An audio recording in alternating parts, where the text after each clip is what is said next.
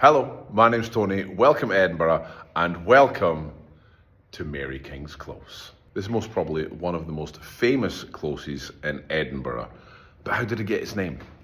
It was actually called originally King's Close or Alexander King's Close. But why did it change to Mary King's Close?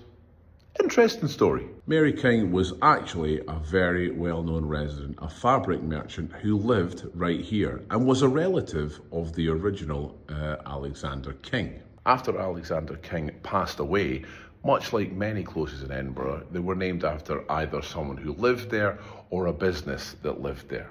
And Mary King became the reference point for this close. Mary King's Close. Yeah, oh, you know down Mary King's Close. That's where it was. And then eventually that name stuck. One of the stories that all Edinburgh residents think they know is how Mary King's Close became the way it was. Everyone thinks that during the plague, all the people were locked in their houses and left to die. The street was built over and just forgot about. And that's not true. Yes, during the plague, people were put into quarantine, but they weren't forgotten about. They were actually fed and watered, sometimes with even wine and oysters. In fact, the last people to stop living in this close was in 1902.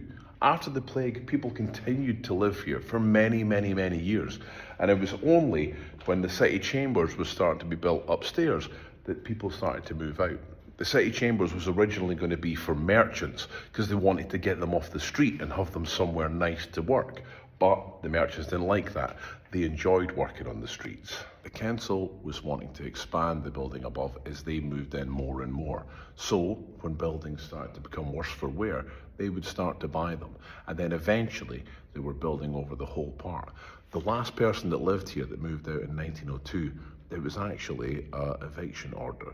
They were forced to sell so the council could build over the top. It was even used as an air raid shelter during World War I. Over the years, it's now become one of the most famous attractions here in Edinburgh, with a unique view into how people used to live in the 16th, 17th and 18th century.